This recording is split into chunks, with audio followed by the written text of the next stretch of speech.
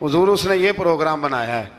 وہ جب آیا سارا کچھ تو حضرت سلیمان دیکھ کے جلال میں آ گئے، فرمانے لگے اسے جا کے کہہ دو تو مجھے کیا تحفے بھیجے گی، میرے رب نے مجھے مالا مال فرمایا ہوا ہے، انہیں مالا مال کیا میرے مالک نے، جا اسے جا کے کہہ تو کیا تحفے دے گی۔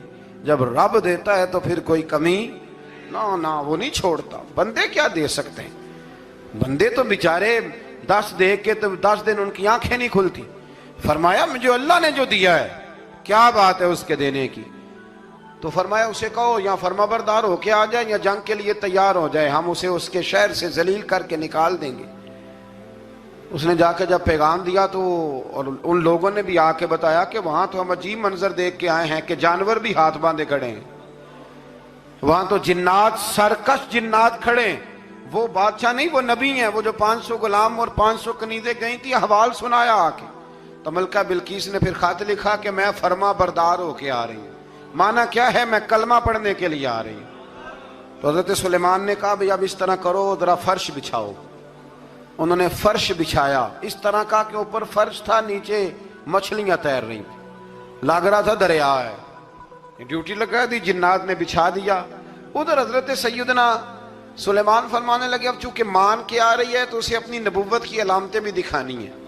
اس نے تخت بڑا شاندار بنوایا تھا، اور خواتین میں جو عادتیں خواتین والی ہوتی ہیں وہ جاتی نہیں، وہ 7 کمروں میں نا پیچھے اپنا تخت رکھ کے تو 7 دروازے بند کر کے آئی۔ اس زمانے میں ایک رواج تھا، وہ زلیخا نے بھی 7 دروازے مکفل کے ایک رواج تھا، ایک کمرہ، پھر کمرے کے پیچھے کمرہ، پھر اس کے پیچھے کمرہ، پھر اس کے پیچھے کمرہ، اور اس کو بڑے موٹے تالے لگائے جاتے تھے، اور فلسفہ یہ تھا کہ ایک تالا توڑے گا کوئی تو جب تک سپاہی آ جائیں گے، اور اگر اس کے توڑنے تک نہ آئے تو دوسرے کے توڑنے تک آ جائیں گے، اور اس کے توڑنے تک نہ آئے تو 7ویں تک تو آئے جائیں گے۔ یہ ان لوگوں کا نفسیاتی معاملہ تھا، سوچ تھی۔ 7 کمروں میں مکفل کر کے نہ وہ نکلی تو حضرت سلیمان علیہ السلام کہنے لگے بھئی مجھے اس کا تخت چاہیے اس کے آنے سے پہلے، اس کے آنے سے۔ اس واقعے کی کیا ضرورت تھی قرآن پاک میں، یہ کیا حاجت تھی، یہ تخت والی ساری بات قرآن نے کیوں بیان کی؟ پوچھیں آپ اپنے دل سے بھی اور انکار کرنے والے منکرین سے بھی، اس کی کیا ضرورت تھی؟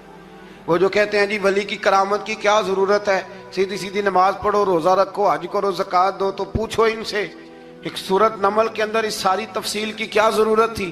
ختم ہو گئی جب وہ کلمہ جو پڑھ رہی ہے، تو پھر اس سارے واقعے کو رب کیوں بیان فرماتا ہے؟ حضرت سیدنا سلیمان فرمانے لگے تخت چاہیے، اور چاہیے اس کے آنے سے پہلے۔ قال عفریت من الجن، جنوں میں سے ایک بہت بڑا جن بولا، کہنے لگا حضور آپ کا یہ تخت برخاست ہونے سے پہلے لے آؤں گا۔ یہ جو آپ میٹنگ کر رہے ہیں نا، یا آپ فیصلے ختم، کچھ نے لکھا صبح سے شام تک میٹنگ ہوتی ہے اور اس کو آنے میں پتہ نہیں کتنے دن لگیں گے، تو میں یہ برخاست ہونے سے پہلے، اور کچھ نے کہہ دیا آپ شرط کیوں لگاتے ہیں کہ صبح سے شام تک ہوتی؟ اس جن نے کہا دیا آپ 10 منٹ میں فارغ ہو جائیں، آپ فارغ ہوں گے تو تخت آ جائے گا۔ مفسرین نے لکھا ہے کہ جب قرآن کہتا ہے کہ اس نے کہا کہ آپ کے فارغ ہونے سے